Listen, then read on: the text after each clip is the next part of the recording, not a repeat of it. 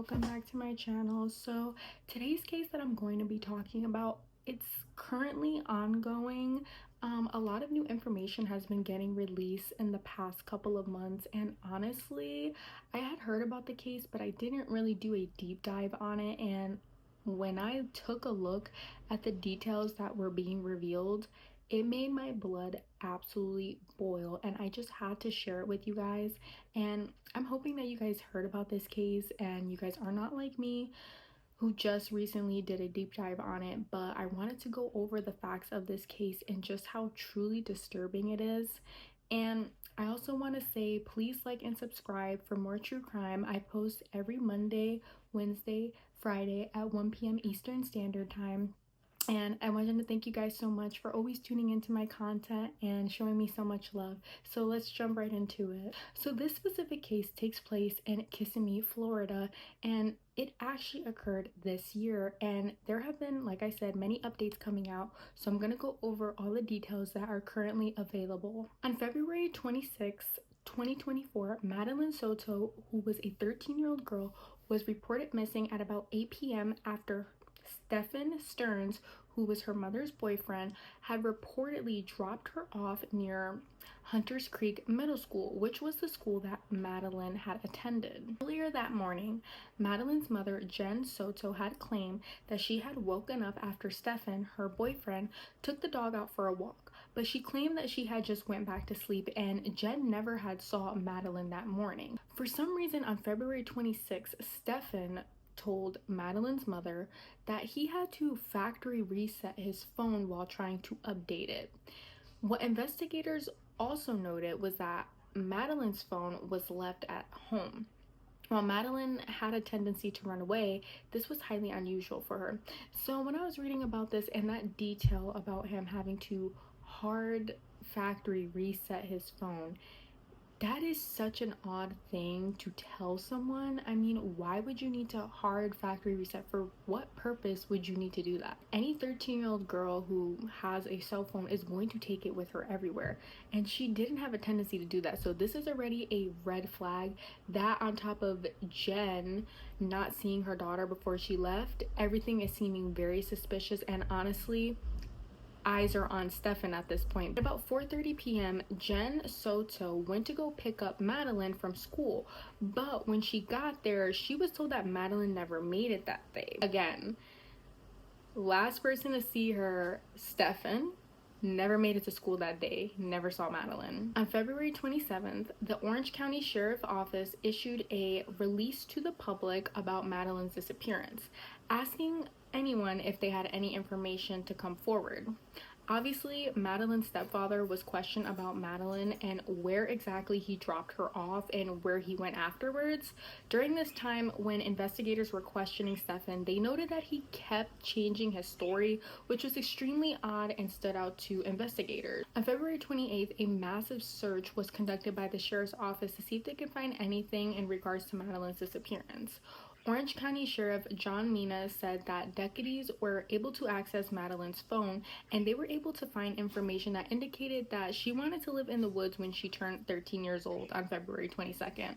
This detail to me was completely kind of irrelevant, because when you're a teenager, you just say silly things all the time. Like, it's not really, I didn't think it was that particularly interesting or serious, because when you're a kid, you're a kid. You just say silly things. He also stated that deputies had searched the area where she was last seen and areas where they'd received tips and any other areas where their investigators might have led them to, but the search came completely empty. The detective did receive special permission from Jen Soto's boyfriend, Stephen, to search his phone and also to search the family for any more clues. And during this time when investigators were investigating, they found out that Stephen actually never took Madeline to school, and Madeline's mother and Stephen both drove to a hotel in Orange County where they stayed with Stephen's father as the home was investigated. During this time, they spoke with Madeline's mother while they were at the hotel,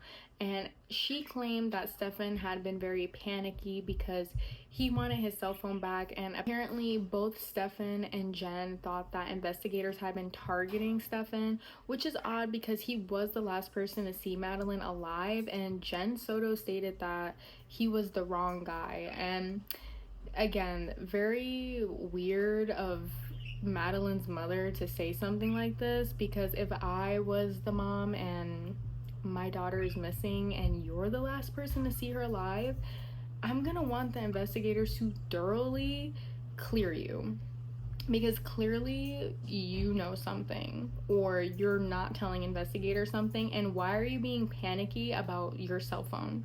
If anything, you should be willing to give any information that you have, because you might be the reason we can find my daughter. Why am I going to sit here and accuse investigators of targeting my boyfriend when he was the last person to see my daughter?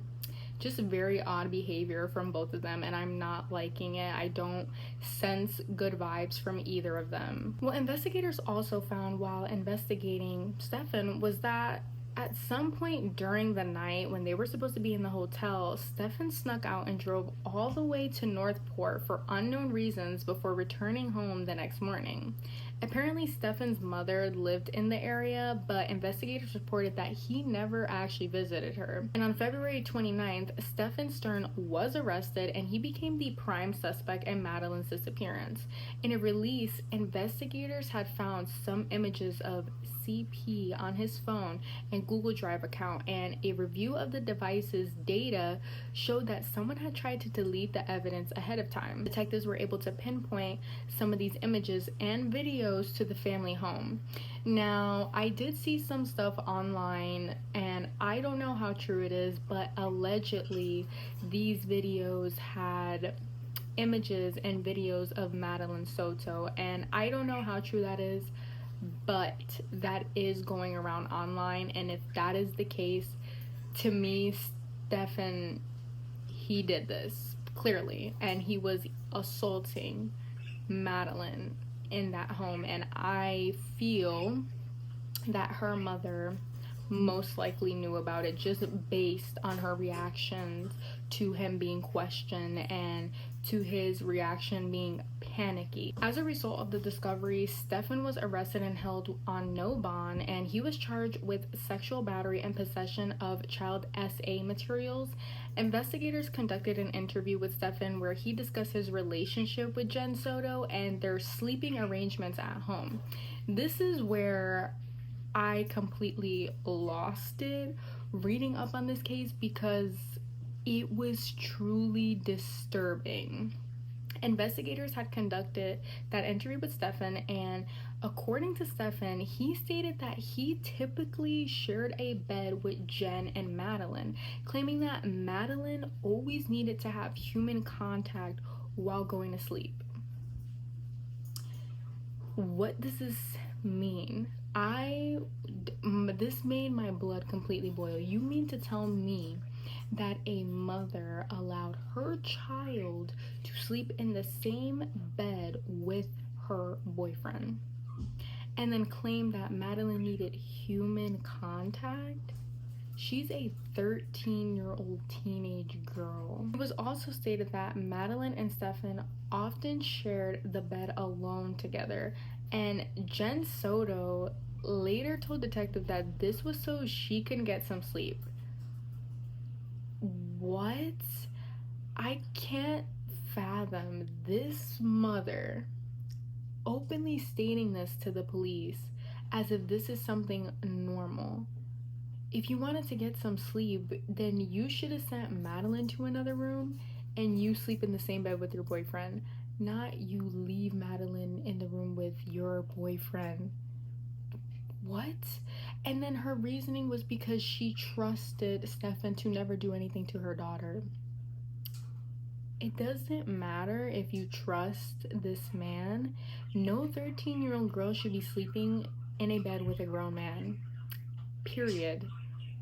I read this and it just made my blood boil, because to me, This means to me that Jen Soto had an idea of what was going on in that home, and she was allowing it.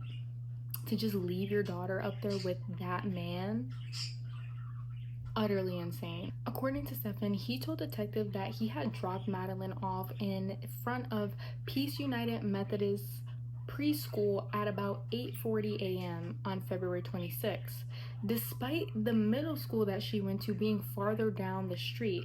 And Madeline's classes started at about 9:30 a.m., so it was a bit early for her to be dropped off, especially not being dropped off at the specific location where she's supposed to be at. Detective noted that this was completely unusual, and Stefan stated to investigators that he had accidentally performed a factory reset to his phone on February 26, though investigators were able to discover the images on the device and the Google Drive that depicted CP. Investigators also added as well that they found a photo on Stefan's phone that showed a roommate of Jen Soto's mother nude in a bathroom. The roommate said that she never permitted Stefan to take this photo. So as we can gather from this particular case, it seems like Stefan has a lot of dirty laundry, and he's doing illegal activity, taking unsolicited photos of people that he knows, as well as having CP on his phone, and then lying about everything that has to do with Madeline. He is clearly involved in Madeline's disappearance. Obviously, I mean, he was arrested.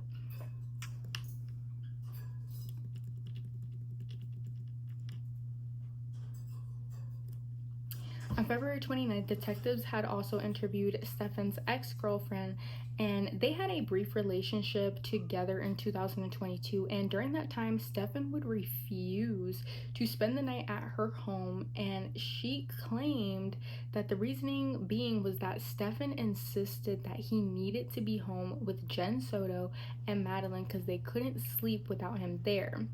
This set off alarm bells for the ex-girlfriend, so she broke it off with him. And another thing to add is that Jen Soto and Stefan were actually broken up. So this just adds to more of the mystery as to why Jen Soto kept Stefan around her daughter and her home, and saying that he needs to be home so they can sleep.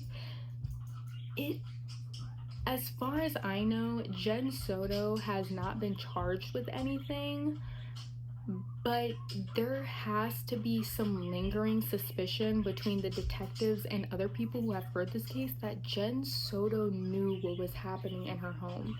Everything just is very bizarre, and this idea that he needs to be there for them to sleep, and she knows about it, and she leaves her daughter alone with him. I mean, tell me what you guys think. Am I overthinking this? Do you guys agree with me?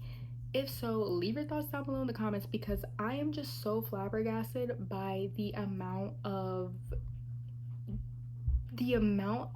neglectfulness that Jen Soto is displaying right now. On March 1st, during a news conference, investigators stated that they were confident that Madeline was already dead. They believed that Madeline had been unalived in her home in Kissimmee, Florida, before Stefan had moved her body. And according to Sheriff Mina, there was video evidence showing Stefan throwing away items into a dumpster at the apartment complex around 7:35 a.m. on February 26th, the day that Madeline was reported missing. The sheriff stated that they had found Madeline's backpack and her school laptop in the dumpster, and while Stefan had claimed that he had dropped off Madeline off near that school that day, the sheriff explained that that wasn't the case, and Stefan was instead spotted driving a vehicle that had Madeline's body inside. The sheriff also stated that we have evidence that shows Stefan Stearns returning to the complex, and Madeline was visibly in the vehicle, and we believe that she was already dead at the time. Investigators had believed that Madeline was murdered inside her home, and Stefan did that. Investigators began another search in hopes of finding Madeline, and they did, and Madeline's body was recovered from a wooded area off Hickory Tree Road in Osceola County. That same night, a vigil was held in memory of Madeline Soto near her middle school, and at the same time, investigators spoke with Madeline's mother to give her updates on the homicide investigation and further interviewed her about her relationship with Stefan.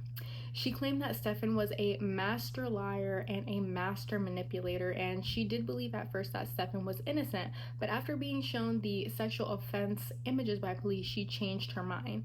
And investigators did note that Jen Soto was on and off defending her boyfriend, Stefan.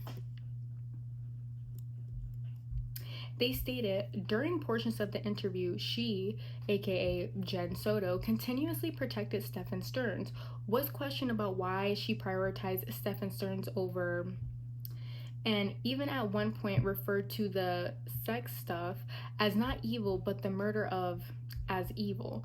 The interview eventually ended, but Soto's mother, Jen Soto, did not show the same level of emotion and care in regards to ongoing victimization by Stefan Stearns that she did her disappearance. It appeared to me that she has already accepted that the victimization was happening and her emotion appeared fictitious. So what this whole snippet means is that Jen Soto was well aware that Stefan Stearns was assaulting her daughter, well aware of it. What she was not aware of, allegedly, was that he unalived her daughter. So she didn't really care that Stefan Stearns was assaulting her daughter almost basically every chance he got because she left him alone.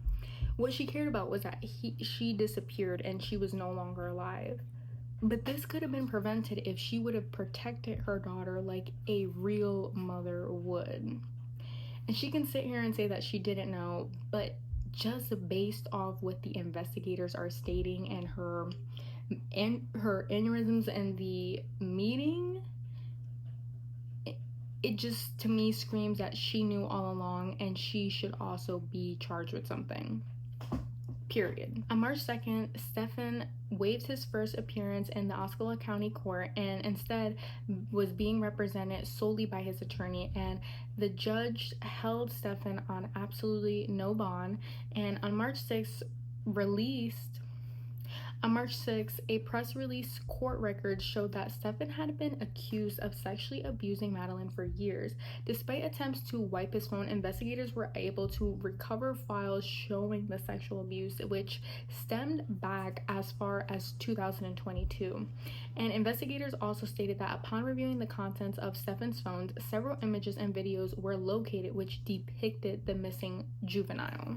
Detectives had also spoke with Stefan's parents, and they stated that they did not approve of the relationship between their son and Jen Soto, stating that all they did was sleep and Jen had a substance abuse problem. And in addition, Stefan's father had said that Stefan called him the day of Madeline's disappearance and he was speaking oddly, stating during the conversation, Stefan appeared very upset, as if he was holding himself responsible for Madeline's disappearance. A case report reads, Stefan's father said he felt that Stefan was rehearsing his story on him because it was the same routine that he had used during the media interview. On March 7th, detectives spoke with the two roommates of Soto's mother and learning more about what happened that night of the girl's disappearance. According to one of the roommates, she had heard noises coming from the upstairs bedroom where Stefan and Madeline were reportedly sleeping alone, and Soto's mother slept in a separate room. The reason why the roommates did not quote-unquote question this is because Jen Soto had basically told them not to worry about anything, that Stefan would never do anything to Madeline. On March 12th, Stefan was charged, and there was 60 counts against Stefan, which were 8 counts of sexual battery on a child under 12, 5 counts of sexual battery with a child 12 to 18, 7 counts of lewd and lascivious molestation, and 40 counts of unlawful possession of materials depicting sexual performance by a child 10 or more images. On March 13th, detectives also spoke with Madeline Soto's best friend, and she stated that Madeline had a habit of texting her every single morning, but she had never received a text from Madeline the day that she was reported missing. April 4th, the medical examiner had announced that the autopsy report for Madeline's death was in, but it could not be released due to the state statutes deeming it confidential. There was also a 911 call that was released by the Orange County Sheriff's, which had two different voices speaking with dispatchers. The caller's identity are confidential, but I will play the 911 call for you. All of it is 8 minutes long, so if you don't want to hear it, you guys can skip it. I'm gonna link it down below. On April 11th, Stefan's father had actually called deputies after he was cleaning out a storage unit, and he had found a storage bin that belonged to Stefan, and the detectives found a hard drive and 2 other USB drives. On April 18th, the Kissimmee police said that they had Jen Soto and her attorney come in for an interview, and during the interview, the mother had said that she had returned home from work around 11:30 p.m. to find Stefan and Madeline alone downstairs in their home. However, Madeline was reportedly not wearing the same clothes that were on her body when she was found after her death. A detective also asked Jen Soto why did she let Stefan stay at their home after the two had broken up. Jen stated that at the time, Madeline would sleep with her majority of the time, and Stefan began staying there. The 3 of them would sleep in the same bed. She stated Madeline never wanted to sleep alone in her bedroom. Jen couldn't remember how many times she let Madeline sleep with Stefan alone in his bedroom. She stated that she allowed it because she trusted Stefan and he treated Madeline like a daughter. When Madeline's mother stated she and Stefan had ended their relationship, Madeline had an idea but never spoke about it. And Soto said that she spoke with Stefan about possibly moving back to help him get on his feet, but she didn't know if it was going to be permanent or temporary.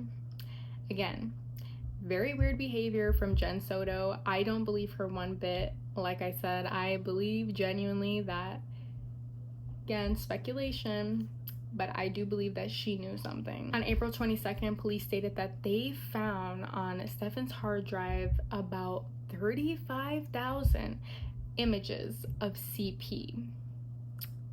35,000. Truly and utterly disgusting. On April 24th, Stefan Stearns was indicted on first-degree murder charge by a grand jury. On June 3rd, body cam footage was released from investigations on the night when Madeline was originally reported missing. June 10th, prosecutors announced that they are seeking the death penalty for Stefan Stearns. On August 26th, reports show that Madeline's official cause of death was a homicide via strangulation. Investigators also found that Madeline and Stefan had been alone in his room on the night prior to her death on February 26th. So whatever took place, what I'm going to assume happened most likely is that Madeline probably said that she was going to tell someone and Stefan panicked. And I think that since he panicked, he ended up unaliving her because he wanted to hide what he was doing to this poor 13-year-old girl, especially because the people around her, aka her own mother, didn't want to stand up for her. If her own mother didn't want to stand up for her, she had no choice but to stand up for herself. And unfortunately, since she had no one to fight for her, she lost her life to this evil, disgusting man. And her own mother is going to pretend that she didn't know anything. In addition, the news reports say that Stefan had searched the terms Cerelovane and show up in drug tests on his phone in the weeks leading up to Madeline's disappearance. And Cerelovane is an aesthetic that can cause hypnosis, amnesia, and algesia through its typical use during medical treatments. So that in itself is just evidence upon evidence piling up against Stefan. Now, the exact verdict of the case, we're not sure if he's gonna get the death penalty or not, but have you guys heard of this case? What are your thoughts? I'm pretty sure you guys have heard of this. This has been all over my TikTok for the past couple of days. Let me know your thoughts down below. This case is truly disturbing, and I hope that Madeline is able to get the justice she deserves. I also hope that the police do give some type of charges to Jen Soto, or she's thoroughly investigated, because everything just doesn't make sense to me. And that's not to say that, oh, there's people that don't know out there, but this just seems very odd that she would let a grown man sleep with her 13-year-old daughter all alone in a room by themselves. Very weird, very odd. But let me know your guys' thoughts down below, and thank you guys so much for tuning in.